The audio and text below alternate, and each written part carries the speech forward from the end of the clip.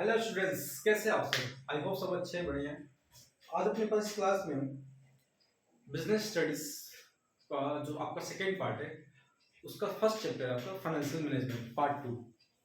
First chapter क्या है? Financial management. तो उस टॉपिक को लेकर हम स्टार्ट करते हैं फर्स्ट चैप्टर को। तो मेरे साथ आप ध्यान से समझेंगे, बहुत ही इंपॉर्टेंट, बड़ा ही इंटरेस्टिंग और बड़ा ही ईजी ये चैप्टर है। तो कॉन्सेप्ट समझेंगे, बातों को समझेंगे और साथ में आप नोट डाउन करेंगे। पेन और नोटबुक आप निकाल के अपने पास रख लीजिए। तो आइए स्टार्ट करते हैं इस चैप्टर को।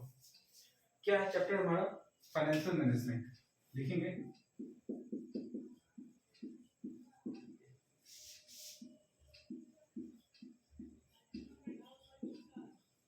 देखो, अगर मैं बात करूं फाइनेंशियल मैनेजमेंट, तो मैं एक बेसिक सा बात बताता हूँ, फिर अपने बुक पे आएंगे। आप अपने पास एनसीईआरटी बुक रख ले साथ में और पार्ट टू निकाल के पहला चैप्टर देखें। तो उसको थोड़ा सा रीडिंग लगाएं पहले तो, ठीक है। फिर मैं जो कंसेप्ट समझा रहा हूँ, बता रहा हूँ, आपको बहुत अच्छे से समझ में आने वाला उसके बाद, ठीक है। तो मेरे पास एनसीईआरटी के regarding I have some keywords in on this paper. तो मैं इस कीवर्ड्स को डिस्कस करूंगा, जिससे आपको हर एक चीज जो टेक्निकल वर्ड्स है, कीवर्ड्स है, वो जिसमें आपको डाउट्स हमेशा होता है जनरली, तो वो आपको समझ में आ जाएगा। तो मैंने उस चीज को बस यहाँ पे मेरे पास नोट डाउन कर लिया है। चलो ठीक है। तो देखो, मैं बात करूँ फाइनेंशियल मैनेजमेंट की, तो अगर एक बात आपसे कहूँ कि भाई अगर हमें बिजनेस करना है, क्या करना है? बिजनेस करना है। तो देखिए भैया, किसी भी बिजनेस में क्या चाहिए होता है? किस चीज की रिक्वायरमेंट होती है? फाइनेंस की, है ना? ठीक बात है। तो बड़े बड़े बिजनेस में या कंपनी की बात करें तो फाइनेंस बेसिकली दो तरीके से आ सकता है। तरीका तो और भी है। सोर्स ऑफ फाइनेंस सबसे फंडामेंटल जो है वो दो है। क्या तो कंपनी शेयर्स इश्यू करती है या कंपनी डिविडेंड्स इश्यू करती है। मैंने क्या बोला? ये फंडामेंटल सोर्सेज है, और भी सोर्सेज होते हैं, but this two are the most fundamental. Company shares issue कर दी, ठीक बात है भाई। कंपनी मार्केट में डिवेंचर इशू कर दिया, ठीक बात है। बट अगर आपके पास पैसा आ रहा है शेयर्स के थ्रू या डिवेंचर्स के थ्रू, तो क्या पैसा को आप कहीं भी बिना सोचे ही लगा दोगे? क्या इन्वेस्ट कर दोगे? नहीं ना, सोचने की जरूरत है। तो मैंने बोला किसी कंपनी ने शेयर्स इशू किया, सपोज 10 लाख का। तो कंपनी के पास 10 लाख का शेयर कैपिटल आ गया। कंपनी ने इशू किया 2 लाख का डिवेंचर्स, तो कंपनी के पास 2 लाख रुपीज का क्या आ गया? लोन आ गया।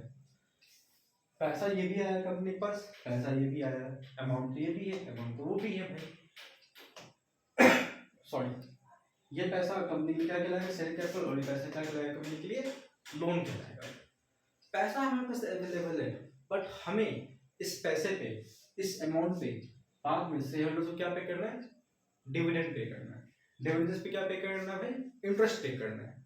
तो हमारी भी रिस्पॉन्सिबिलिटी, हमारी मतलब कंपनी की, कि भाई हम बाद में उनको कुछ फायदा देंगे।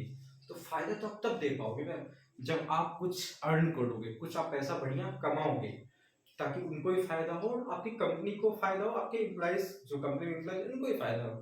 इसका मतलब एक बात समझ में यहाँ पे हमें आना चाहिए और सोचने वाली बात है कि ये जो भी अमाउंट कंपनी के पास आया है 10 लाख प्लस 12 लाख आया है ना, तो इस पैसे, इस रुपए को, इस अमाउंट को कंपनी इन्वेस्ट करे, बिजनेस करे, इन रुपए से कुछ इस बिजनेस में लगाए, कुछ ऐसे बिजनेस में लगाए, कुछ इस तरीके से सोच समझ के कि जहां से maximum to maximum, max to max क्या ले पाए? रिटर्न ले पाए। अब देखिए, आप बोलेंगे सर आप तो बोल रहे मैक्सिमम रिटर्न की बात, बट नुकसान भी तो होता है, ऑब्वियस से होता है। हमारी कोशिश क्या होती है, हम काम हमेशा इंटेंशन अच्छा होता है, बट अनफॉर्चुनेटली बिजनेस में नुकसान हो जाता है, दैट इज अनदर थिंग। तो हम ये सोच के तो कभी चलेंगे नहीं बिजनेस में कि यहाँ भी नुकसान, यहाँ भी नुकसान, यहाँ भी, हर जगह नुकसान ही होगा। तो हम क्या करते हैं, हम डिसीजन ले लेते हैं, सोच लेते हैं कि इन रुपए का हम किस बिजनेस में इन्वेस्ट करेंगे, इन रुपए को। तो एक बिजनेस को इस तरह से हम सोच लेते हैं मन में, जहां से हमारे पास मैक्सिमम रिटर्न आने का उम्मीद है। तो अगर मैक्सिमम रिटर्न आता है तो फायदा इन पे जो आप दोगे शेयर होल्डर्स को, उनको भी फायदा है। इंटरेस्ट का पेमेंट फिक्स वो करना ही करना है, और आपके पूरे ओवरऑल ग्रोथ आपकी कंपनी का होगा बढ़िया, ठीक बात है ये। तो मेरा ये इतना बताने का, इतना बोलने का क्या मोटिव है मैं आपको बताने की कोशिश कर रहा हूँ कि फाइनेंशियल मैनेजमेंट जो है वो क्या है एक्चुअली। तो 3 चीजें, सबसे पहले देखो हमने क्या किया, सेल्स रेवेन्यू इशू किया, तो इसमें आता है सबसे पहले सोर्स ऑफ फाइनेंस। क्या आता है, सोर्स ऑफ फाइनेंस। कंपनी पैसा मार्केट से ले सकती है, बट किन किन सोर्सेस से, और वो सोर्स होना चाहिए कैसा कि मतलब कहीं से भी पैसा ना नहीं उठा देना है, मतलब आंख बंद करके हाँ आप भी दे दो, आप भी दे दो, आप भी दे दो, ऐसा नहीं होता है, ठीक है ना। देखना होता है कि जहां से हम पैसा ले रहे हैं, जहां से रुपए हम ले रहे हैं, वहां पे हमें बदले में क्या देना है। तो बदले में जो चीज पे करना है हमें, वो कम से कम पे करना। डिवेंचर्स, डिवेंचर्स इस तरह से इशू करेंगे ताकि जो इंटरेस्ट पे करना है वो कम से कम हो। जैसे कि मैंने बोला ये कंपनी है, इस कंपनी की बात करें, हम एक बिजनेस लिखा कंपनी का लिख लूँ यहाँ पे। तो कंपनी के पास ऑप्शन है, बहुत सारे ऑप्शन है। फ्रेंड दोस्तों से ले सकते हैं, शेयर इशू करके ले सकते हैं, डिवेंचर्स इशू करके ले सकते हैं। डिवेंचर्स में लोन की बात आती है तो उसमें पब्लिक आ जाएगा, पब्लिक आ सकते हैं, पब्लिक आ जाएगी, बैंक्स आ सकते हैं, ठीक है। अदर फाइनेंशियल इंस्टीट्यूशंस आ सकते हैं, अदर फाइनेंशियल इंस्टीट्यूशंस आ सकते हैं। तो फाइनेंशियल मैनेजमेंट का सिर्फ कुछ ऐसा काम नहीं कि पैसा ले लो और बिजनेस बस करते रहो आगे, ऐसा नहीं है। फाइनेंशियल मैनेजमेंट ये सिखलाता है, ये बतलाता है, इस चीज को मैनेज करता है कि सोर्सेस ऑफ फाइनेंस क्या होने चाहिए, और उस सोर्सेस से जो पैसा लेंगे वहाँ पे कम से कम खर्च करके पैसा अवेलेबल हो जाए, ये कोशिश होती है इसकी, फाइनेंशियल मैनेजमेंट टीम की। फिर इस पैसा को इन्वेस्ट जो किया जाएगा, कहाँ पे इन्वेस्ट करें ताकि मैक्स टू मैक्स हमारे पास क्या आ जाए, रिटर्न आ जाए, ये भी किसका काम है, फाइनेंशियल मैनेजमेंट का। तो डिसीजंस लेने की बात हो रही है, क्या बात, सोर्सेज ऑफ फाइनेंस क्या होना चाहिए, उसको इन्वेस्ट कैसे करना चाहिए, तो this will all under come under the financial management, ठीक है। तो जिसमें सबसे पहले हम पढ़ेंगे अभी आपके पास, जो मैं अभी डिस्कस करूंगा आपके साथ, वो मैं कर रहा हूँ बिजनेस फाइनेंस को। तो मैंने बेसिक फंडामेंटल आपको ओवरव्यू दिया है सिर्फ, ठीक है। आप एनसीईआरटी जरूर रेफर करेंगे और उसी को मैं डिस्कस कर रहा हूँ। मेरे इस वीडियो देखने के बाद अगर आप एनसीईआरटी पढ़ते हो तो आपको और क्लैरिटी बहुत अच्छे से आने वाला है।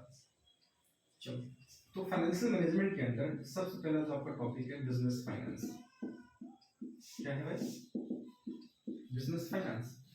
बिजनेस फाइनेंस का मतलब सिंपल क्या है, बिजनेस को चलाने के लिए जो फाइनेंस की नीड है, बिजनेस को रन करने के लिए जो फाइनेंस की नीड है, उसे हम क्या बोलते हैं, सिंपली बिजनेस फाइनेंस बोलते हैं, ठीक है भाई।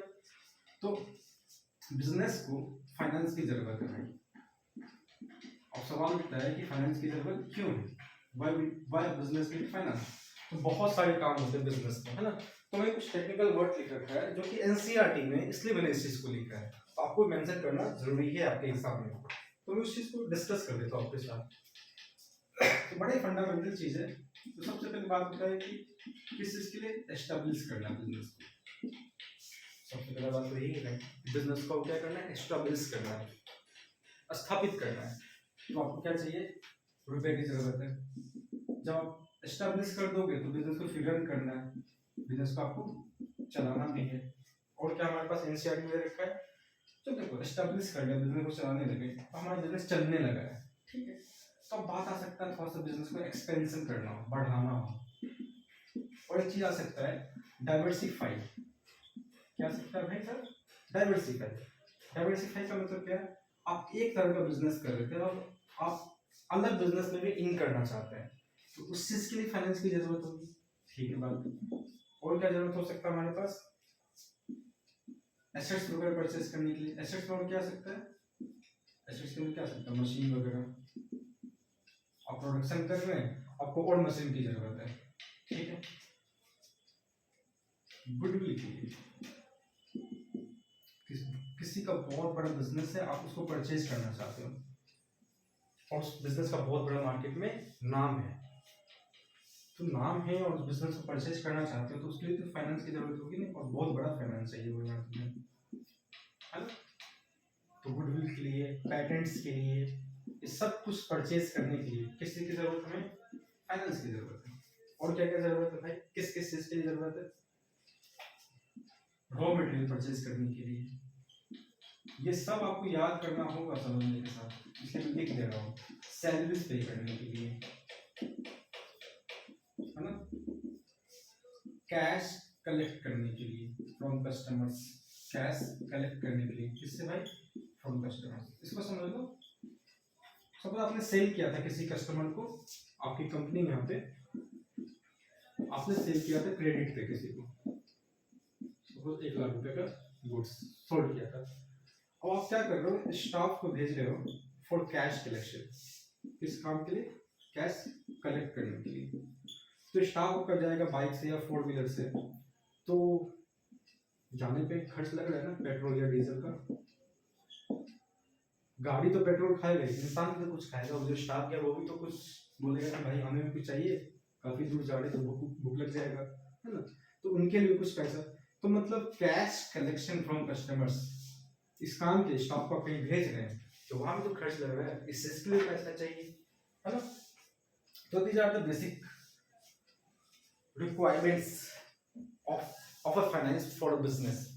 तो ये जो मैंने वर्ड्स लिखे हैं ये आपको याद होना चाहिए। अगर क्वेश्चन में आता है कि भाई बिजनेस फाइनेंस की जरूरत क्यों है, तो बिजनेस को एस्टेब्लिश करने के लिए, बिजनेस को रन करने के लिए, एक्सपेंशन के लिए, डाइवर्सिफाई के लिए, एसेट्स परचेज करने के लिए, उसमें मशीन, ठीक है, तो मशीन तो टेंजिबल में आ गया, आपके किस चीज में आ गया, टेंजिबल में आ गया। गुडविल पैकेज वगैरह इंटेंजिबल में आ जाएगा, तो इस काम किया जा सकता है, रॉ मटेरियल परचेज करने के लिए, सर्विस पे करने के लिए। तो ये जो एनसीईआरटी में कुछ कीवर्ड्स है ये जरूर आपको याद होना चाहिए, बाकी आप याद रखो चाहे ना रखो इस टॉपिक से। तो बिजनेस में फाइनेंस का नीड क्यों है, फॉर दिस पर्पस। तो यहाँ पे एक क्वेश्चन और बनेगा, मैं इस क्वेश्चन को लिखता हूँ, why adequate finance is crucial for a business। मैंने इस क्वेश्चन को लिख दिया, क्या क्वेश्चन है, why adequate finance is crucial for a business। Very important, question का मतलब क्या होता है, बहुत जरूरी, किसी बिजनेस के लिए। एडिक्वेट मतलब जितने की जरूरत है, तो किसी बिजनेस में एडिक्वेट फाइनेंस की जरूरत क्यों होती है। फॉर एग्जाम्पल, मैं एग्जाम्पल मानता हूँ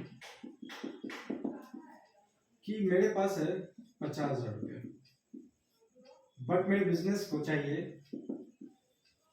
1,00,000 रुपये। कितना चाहिए, 1,00,000 रुपये। तो मुझे, मेरे पास अवेलेबल 50,000 और चाहिए मुझे 1,00,000 रुपया, तो जरूरत कितने की है, 1,00,000 की ना। तो जो हमारा नीड है उसे बोलते हैं एडिक्वेट फाइनेंस। क्या बोलते हैं, एडिक्वेट।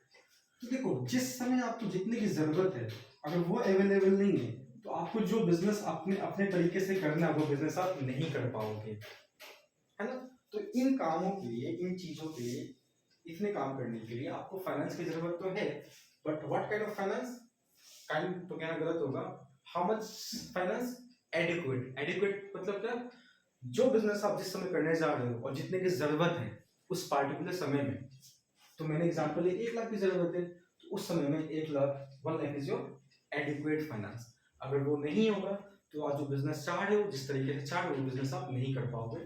तो सबसे पहले बिजनेस फाइनेंस के अंदर से जो सबसे इंपॉर्टेंट क्वेश्चन बनता है वो ये बनता है, और इस पे एक और बनता है डिफाइन बिजनेस फाइनेंस। तो बिजनेस फाइनेंस क्या है भाई, एक बिजनेस को जो फाइनेंस चाहिए होता है बिजनेस को चलाने के लिए, एस्टेब्लिश करने के लिए, फॉर ऑल दिस पर्पस, उस चीज को क्या बोलते हैं हम लोग, बिजनेस फाइनेंस बोलते हैं, जो फाइनेंस हमें सिंपली चाहिए, ठीक है। तो फाइनेंशियल मैनेजमेंट चैप्टर से सबसे पहला टॉपिक है आपका बिजनेस फाइनेंस, वो मैंने क्लियर किया। आप उस पैराग्राफ को पूरा पढ़ेंगे, ठीक है। उसमें जो भी प्रॉब्लम होता है आप कमेंट बॉक्स में नीचे आप मुझे बताएंगे कि आपको प्रॉब्लम क्या हो रहा है, तो फर्दर मैं डिस्कस कर दूंगा और ज़्यादा इस पर, ठीक है। बट वैसे मैंने इस पर जितनी बात बनती है मैंने आपको बता दिया, और ये 2 क्वेश्चन इंपॉर्टेंट है वो भी बता दिए कि ये दोनों क्वेश्चन इंपॉर्टेंट है, ठीक है। तो ठीक है, मिलते हैं फिर नेक्स्ट वीडियो में कुछ और अच्छे क्वेश्चंस के साथ, कुछ और से कंसेप्ट्स के साथ। Till then bye bye, take care.